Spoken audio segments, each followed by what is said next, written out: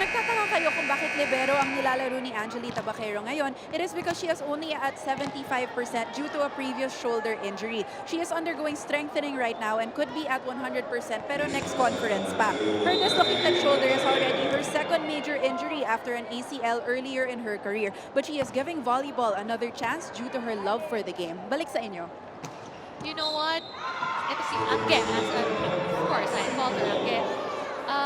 Hindi na bago yan na na-injure siya, tapos babalik siya. You really see her dedication to the sport, her passion for the sport. She'd always try to get better, try to recover, and just, try to continue playing and help her team. And the very experienced Lady Troopers continue to cook in set number 2. Oh, wow, that hit from Jovelyn Gonzaga, some creativity in the air. Again, just seeing, the lapses on Foton's side. Nakita niya tuloy-tuloy, depensa, nagiging problema. She's taking advantage of that. There's Dana Henson. Crank that one. Gonzaga will show her how it's done, but dug up. Continues a good job protecting the floor, and as long as Agno delivers defensively, the offensive players can detonate on their side. Well, again, as we always say, it's all about the defense, and defense will always be your first line of offense. Hindi naman sila makaka-atake ng ganon kung hindi nila na-depensahan na mabuti yung bola. Amandine receives that one. Henson. Now Army with a golden chance. They go back to Tobino.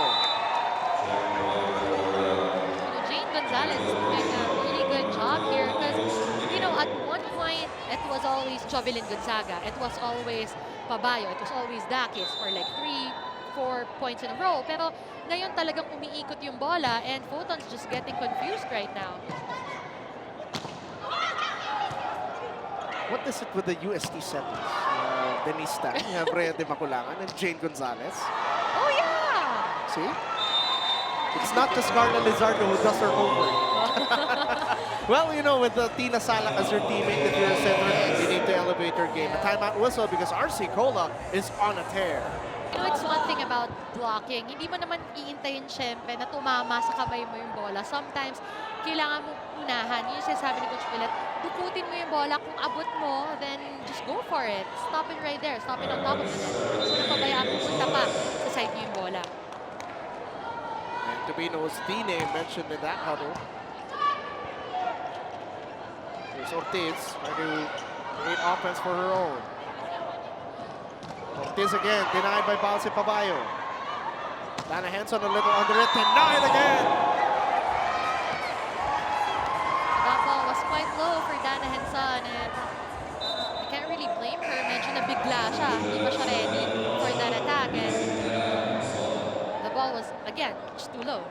Young attacker from Far Eastern University, Samantha Dawson, replaces Dana Henson. So different look offensively, different attacker.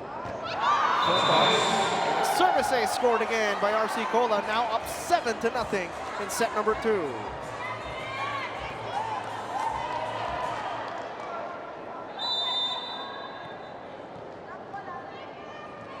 Jane Gonzalez already with 2 service aces in this game. Here's Dawson. Uber doesn't fall. Gonzaga trying to hammer it home, but doesn't work. Dawson again. Agno was there to dig it up. Back is from the back. Dawson again. D-Mac is trying to get her on court. Here's Jovelyn. Gonzaga scoring again. What a start to set number 2. 8-0 for the RC Cola Army Lady Troopers. And when Jovelyn Gonzaga is on fire, you keep feeding the hot hand.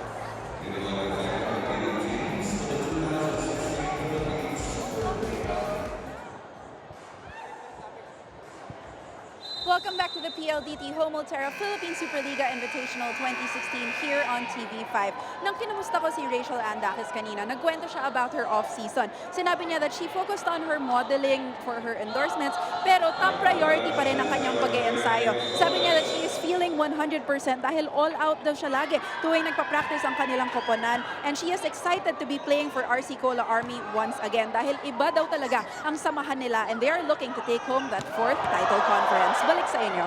The last time we saw Rachel Andakis, she was in tears because Petron lost to the champion, to Foton in the championship. So now she's squaring off against that team that took the championship away from Petron. And now she is playing more loose because, like she mentioned, she's been with Army for the longest time. Yes. And it's nothing like coming back home.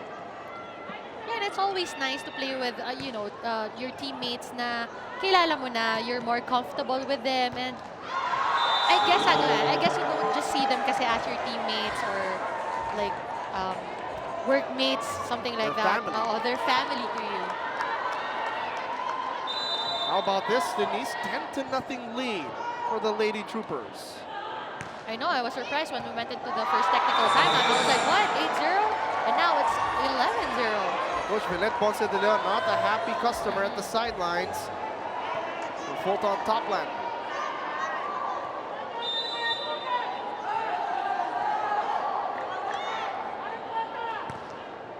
That's gonna go outside. So lucky break there for Foton, finally getting on the board. Give me a setter's view, Denise, especially if you're a setter coming into a new team.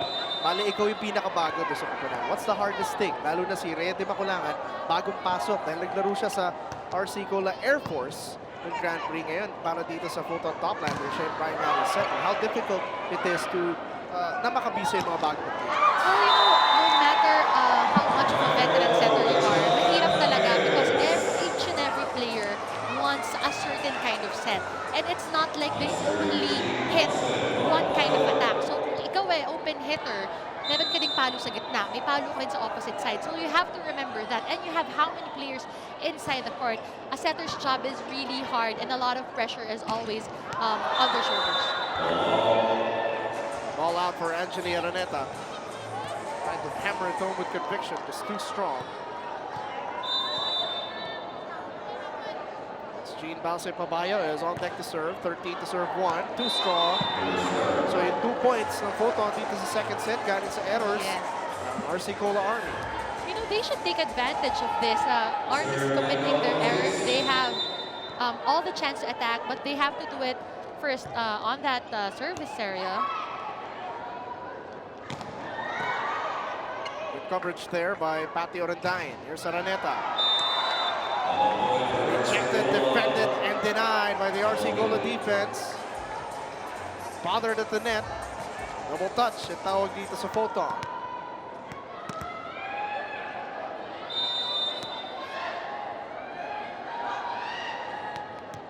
Royce Tubino's been a scoring machine in the first 2 sets. Pinabol pa ni Araneta. Ibabalik ni Cara Acevedo.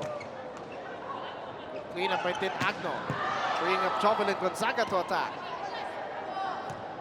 Jane gives it back. Chance ball and a chance for Army. Combination for Dakis. Left-handed shot. Defended well. Bunag, soft hit. Trying to find the donut hole. Here's Dawson. The rally continues. Dakis through 2 blockers. Dawson. Finally an attack point for Foton. So Samantha Dawson knew that the hard hits weren't working. So this time, hininaan niya, just use the hands of the blockers and finally getting that point.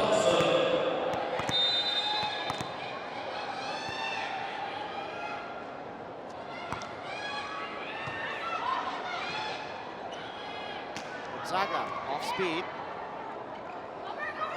Maculangan sets up Araneta. Army just scrambling defensively. Everybody moving their feet. Araneta to the other side. Diagonal hit or Well, it seems like Gonzaga wasn't ready for that cut shot by Araneta dahil medyo nabigla siya eh. Actually, hindi ganun kabilis yung palo ni Araneta, but it was actually Gonzaga's reaction who made that made that ball fly.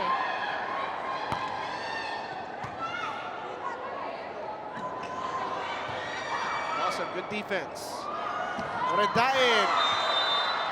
Oh, but that one just goes too long. Yeah, not enough flick of the wrist from Orendain. Pero ito na yung hinihingi ni Coach Villen na mas dikdikin, mas hatawin ng bola. Alam mo, mas okay kasi talaga na magkamali ka nang hindi mo masyadong binibaby all the time yung palo mo. I know it's sometimes better to be safe than sorry, but at this point, you're down by 9 points, you're down by 11 points. So, tignan mo na kung kaya mo palakasin yung palo, pataasin yung energy. Araneta had to adjust. Going for Foton, the net violation. RC Cola Army. The lucky break for Foton, tinawagan siya Joan Luna. She was quite eager to get that ball.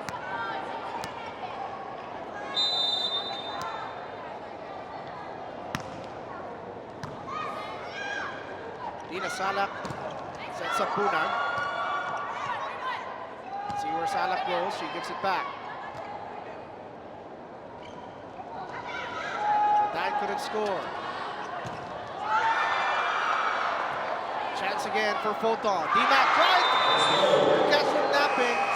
The ball doesn't go over, so RC Cola Army with a 16-5 advantage as we head into the second technical timeout. Huge advantage for RC Cola Army here in set number 2. They're up 16-5 against Foton. What could be up with a top lander? Let's find out from Carla Lizardo.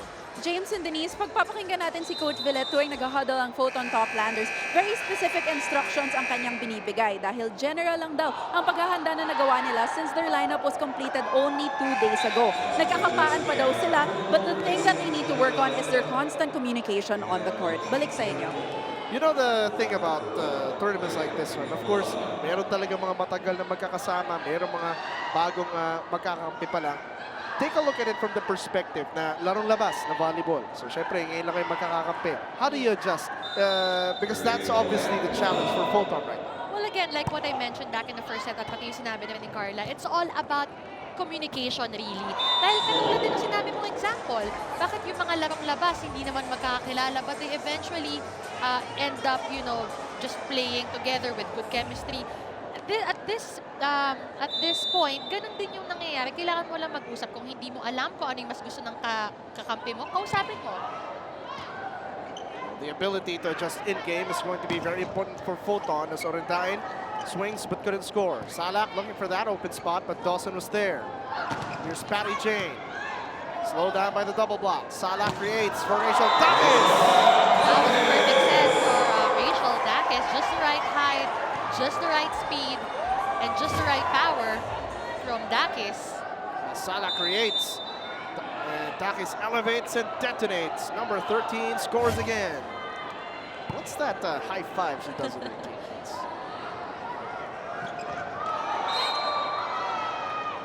That was a bad idea to do that. And then just handing the ball to the hands of the blockers. Hey, Maratuno now the center on the floor. It's a Foton top lane. Unag targeting Cara Acevedo. Maratuno to Royce Estampa. They've been playing together for a while. Patty Jane attacks and scores.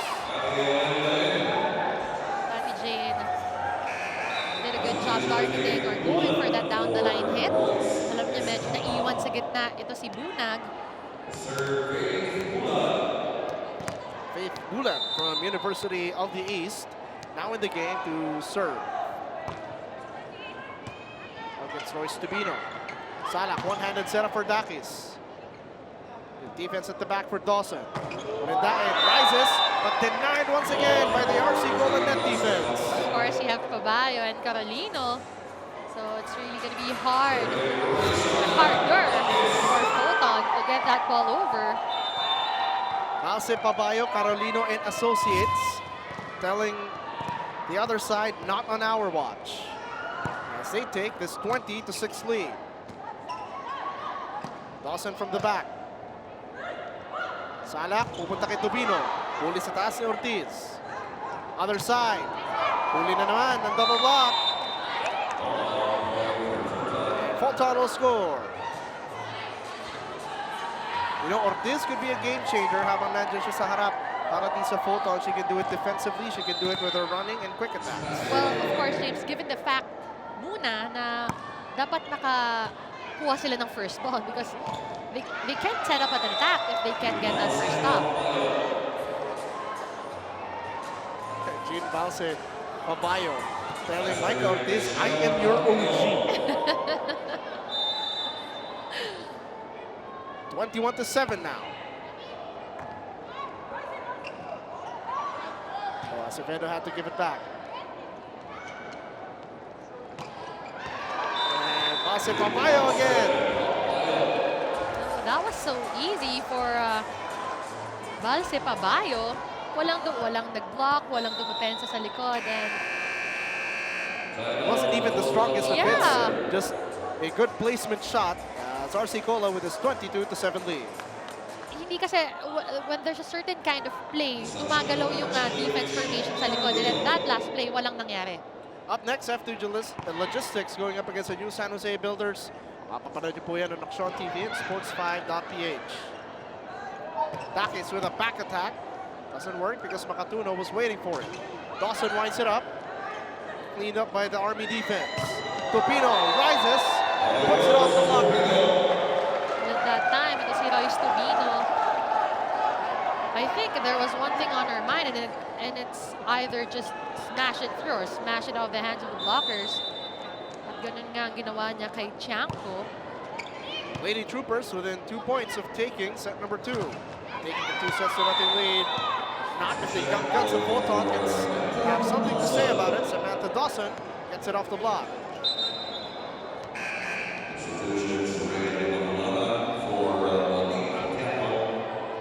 The veterans coming back, Araneta and D-Mac. Back, of course, a member of the Southeast Asian Games squad. Competed last time out para sa Pilipinas. Takis had to bend low to get that one. She gives it back. D-Mac to the other side. Dawson off the block. Salak to Royce. And the save by Cara won't work. It was actually a good save by Cara Acevedo, but little hesitation on the side of Dawson, not really knowing if she should get that ball or if she would be able to get to that ball. Kaya medyo na-late siya doon. Late yung reaction niya. Serving for the set, Jean Balse Pabayo, 24 to serve 8. Unfortunately, commits an error. Mabuti nilang malaki na yung naipondo nilang lamang dito sa set number 2.